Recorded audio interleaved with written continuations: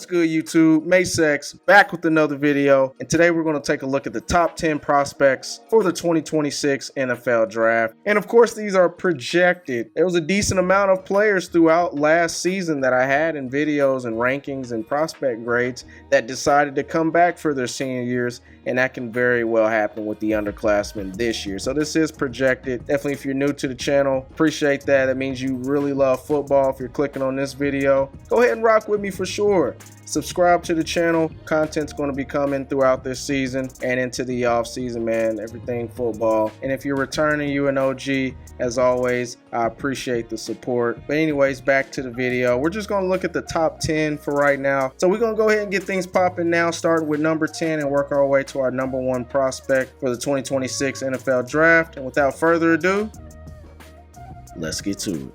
All right, we're going to start things off at number 10. We got Kenyon Sadiq, tight end out of Oregon, listed at 6'3", 245 pounds. He is a true junior, and I'm blown away really just looking at him. He stands out on the screen, kind of has that Ezekiel Elliott look. Looks like he definitely puts in work in the weight room. He honestly plays how he looks. He's very fast, very agile for his size. That makes him a deep ball threat. Through 4 games, 17 yards per reception, which is crazy work for a tight end in the college football game. He's capable of lining up in various positions, creating mismatches against defenders. So far, almost 50% of his snaps are in the slot. Sharp cuts, good separation in the intermediate routes. He honestly can do it all. The major area of concern for me is to enhance his blocking skills. That's the only thing I really see him missing. I mean, honestly, I think he's as good as the tight end prospects that were drafted in day 1 last year, and I think he for sure has a higher ceiling. Like, so far, he's blowing me away. It's very early in the season, but he's blowing me away enough where I wouldn't bat an eye if he's drafted in the top 20 of this year's class. Moving up to number 9. The number 9 prospect on the big board is Jermod McCoy. He's a cornerback out of Tennessee, listed at 6 foot, 193 pounds. He is a junior. A lot of people may have forgot about him, or you may not even actually know who he is because he is coming off of an ACL injury. Biggest concern at this moment is his recovery and his return to form, which is going to be very crucial. He had an excellent year last year as a sophomore, and he's a playmaking type of corner. I mean, he recorded 4 interceptions last year. He's a ball hawk. It's one thing to be a great corner and defend the wide receiver, but when you're able to make plays and give more possessions to your team, that's a premium in the NFL. He's honestly a solid tackler too. On the smaller side, 6 foot, about 190, but according to PFF, 85% success rate as a tackler last year. Can play in the slot and can play in the outside. Versatility in the NFL on defense is everything in today's game. The way the offenses spread you out and make you play in space, and that's what Jermod McCoy is. But like I said, he's a mid to late first round pick as far as projections that I see, but that of course is dependent if he's able to fully recover and performs well leading up to the draft. All right, my number 8 prospect for the 26th draft is Jeremiah Love, running back out of Notre Dame. Listed at 6 foot, 206 pounds, true junior, and pretty much all preseason and through 4 games this season, Jeremiah Love has been the consensus number 1 running back. Last year, with his rushing ability, over 1,100 yards, 17 touchdowns on only 163 carries, which is roughly 7 yards per carry. And he's also a threat receiving out of the backfield, 28 catches for 237 yards, 2 touchdowns, and helped leading them to the national championship game. You'd imagine that boosted his stock dramatically. PFF gives him a score this year of 81.4. Through 3 games, 3 rushing touchdowns, and relatively modest 5.5 yards per carry. So I'd say for Love, that's average efficiency. Not sure what was going on. A lot of people were confused in the opener against Miami. Texas A&M really wasn't the best game. Purdue definitely had a really good game. It hopefully is his coming out party. I mean, Purdue is one of the worst Power 4 teams in the entire nation. But hey, that also can do wonders for you mentally. Already with 8 catches through 3 games, he projects to be a 3-down workhorse at the next level. or I should say a relative workhorse at the next level. We're now in a time in the NFL where it seems like they're not as afraid to draft running backs day one again. The last few years or so, we've seen a consistent trend of day one running backs. Jeremiah Love has the profile for that. We'll see how his true junior year unfolds and if he can keep that stock moving. All right, at number 7, we got Cassius Howell, an edge rusher out of Texas A&M. Howell's a true junior, listed at 6'4", 245 pounds. Coming off of an impressive last year with 19.5 tackles for loss and 11 sacks. I really love his motor, consistently pressures the quarterback, disrupts plays, can line up in multiple positions along the defensive line, and you gotta love a guy that you can plug in multiple positions to help out your team. Looks like he has good upper body strength, decent at shedding blocks. He can definitely improve in the running game, more specifically setting the edge. Hand placement needs some refinement, a little bit more of a bag when it comes to pass rush moves. Most reports I see have him as a day 2, an early day 2 pick, and someone to monitor as we continue the season. All right, moving up to number 6. We're going back to the offensive side of the ball with Jordan Tyson, wide receiver out of Arizona, listed at 6'1", 195 pounds. Jordan Tyson is a senior and one of my favorite receivers in the entire class this year. I love his route running. Really sharp cuts, excellent separator. I think that's calling card, I'd say, is his route running and separation ability. He's a deep threat as well, 6'1", 195. You like that size combined with him being a deep threat. Displays the ability to stretch the field. 87% success rate on deep routes according to PFF, 67% catch rate according to PFF as well, which I would put in the reliable category. Now I do want to see more effort with blocking, but I would say so far through a few games, but I think if he adds more muscle, I mean 195 is a pretty decent size, and to me he's a top 10 prospect at this stage through 4 games, already has 31 catches on 47 targets. If he continues the trend, he will be the number 1 wide receiver.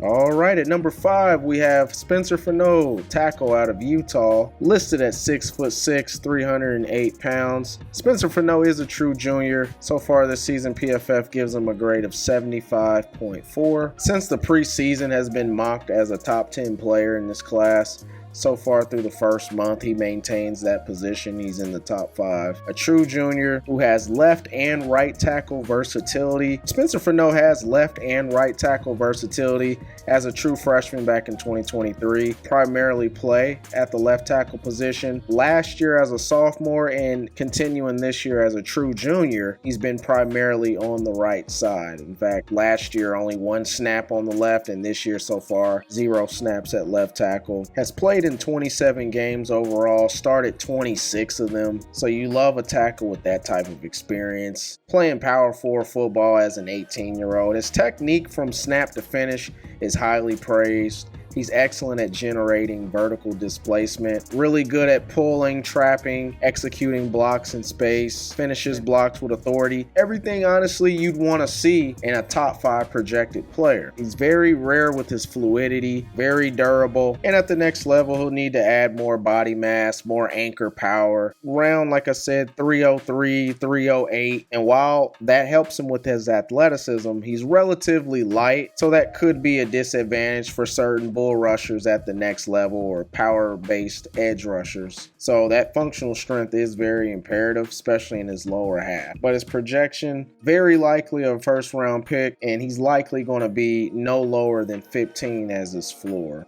All right, we're in the top 4, and at number 4, we got TJ Parker, edge rusher out of Clemson, listed at 6'3", 260 pounds. Not the best start so far for Clemson as a whole.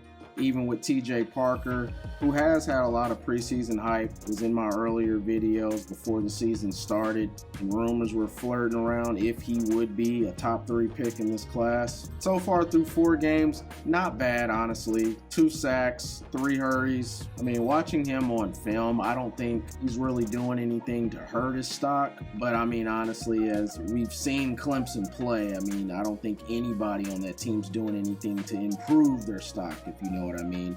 TJ Parker, to me, has still done what he's needed to do. Probably going to be a top 10 pick, because he has a lot of attributes that mirror a lot of Pro Bowl edge rushers in the NFL right now. Exceptional ability to disrupt the quarterback. He's a very high effort player, plays with motor. You watch film, he consistently has chase down plays, excellent power, sometimes gets a little bit too overeager, overcommits, and loses his gap integrity, which really can hurt a defense as well. But I mean, overall, he has everything that you want in a future all-pro caliber edge rusher. Like I said, 6'3", 260. He has potential, though not really utilized at Clemson, where he can line up at multiple positions throughout that line. I think he's that gifted athletically, and I just think he's that talented overall.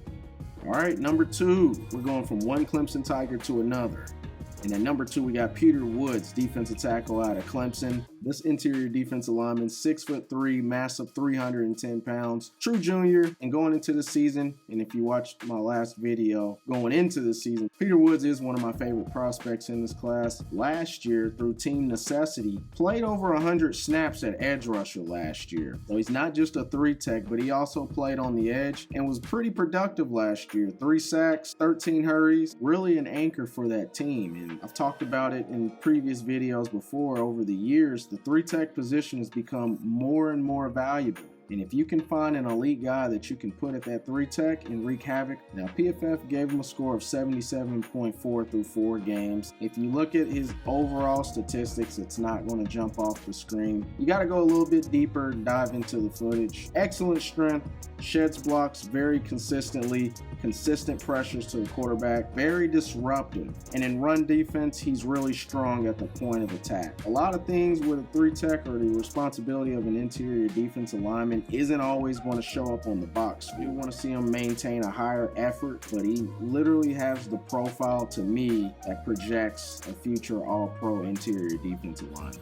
All right, we're now in the top 2, and we're looking at Rueben Bain Jr., edge rusher, true junior out of Miami, listed at 6'3", 275 pounds. For a couple games so far this season, 2 sacks, a forced fumble, already has 22 tackles. If you watched the season opener, you saw the crafty pick 6 that he had against Notre Dame. I actually did know a little bit about him going into the season. He definitely flashes on the TV. PFF score 95.6. It's real early, but right now he has the highest grade of all edge rushers in the entire nation. And he's quickly passed up a lot of players. He's in the consensus top 5 if you look at most big boards out there. Miami's playing really hot so far into the season as well. And when you watch this guy and you really analyze what he does on that field, I mean, he's one of the more explosive guys in the entire nation. One of the best first steps, that get off, his ability to explode at the snap gives him chances to penetrate the line. Honestly, a lot of times the blockers aren't even fully set. Like, he's the combination of size and explosion. Remember, he's 275 pounds, got the big, strong, bulky hands,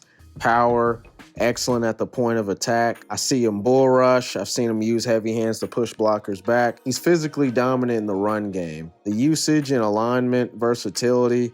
He's shown that he can line up in several spots. I've seen him in the traditional edge, wide 9. He's also kicked inside in sub packages. He's very active, tracks down plays, pursues sideline to sideline. You love your guy, especially you want your best player to never quit on plays. And when you have motor, that's also infectious on the defense. And Miami's flying around. His stock is possibly one of the highest risers in all of football, but he's been productive his entire career. I mean, even his true freshman year, he had 7.5 sacks and 13 tackles for loss, according to NFL Draft Buzz. Now, you could say there are some durability concerns. He's suffered a calf injury in his sophomore year. I'm sure the NFL's watching that, monitoring. Isn't the lankiest. I am curious to what his measurements are, wingspan. That's important in the trenches, at least in the NFL it is. Not the craziest bend off the edge. That is something that could catch up to him at the next level. To me, he has all pro written all over him.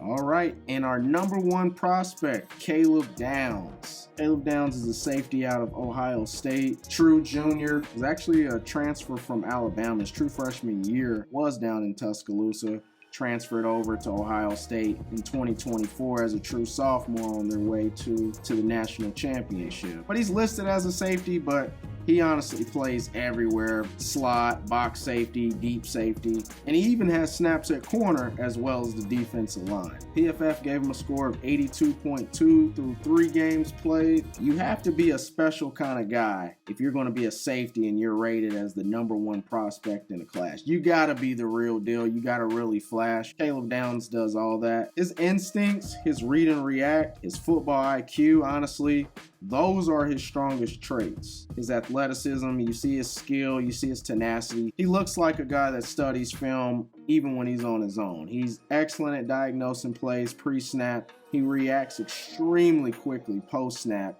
Route concepts, run pass actions, and this is why he's so quick to the ball. Really good at wrapping up, finishes through contact. You'll see many plays. He isn't afraid to come downhill against the run.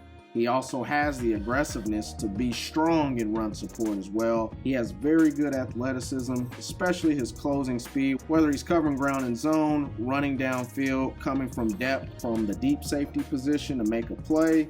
He consistently shows that he can do it. I gave him a lot of praise and he makes a lot of plays, but I do want to see more turnovers. His interceptions are not very huge. Turnover production matters very much for safety, so scouts may want to see a little bit more turnover action based on his coverage opportunities. 6 foot, 200, 205. It's not elite size. There's room to add muscle, but honestly, I think this guy's good enough to be drafted in the top 10. You rarely see it. I think Jamal Adams was the last safety to be drafted in the top 10, but if there's going to be a year where you draft a safety top 10, 2026 is going to be the year with Caleb Downs.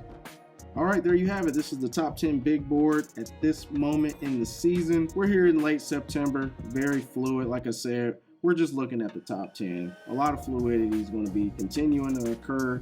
We got a few more months of college football, but that's always exciting to see. If you made it this far in the video, deeply appreciate it. If you new, like I said, subscribe to the channel. More videos are coming. We all know crazy things are going to happen this season, so go ahead and lock in with me.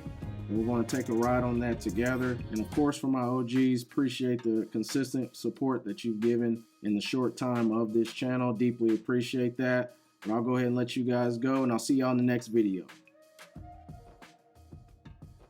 Shit.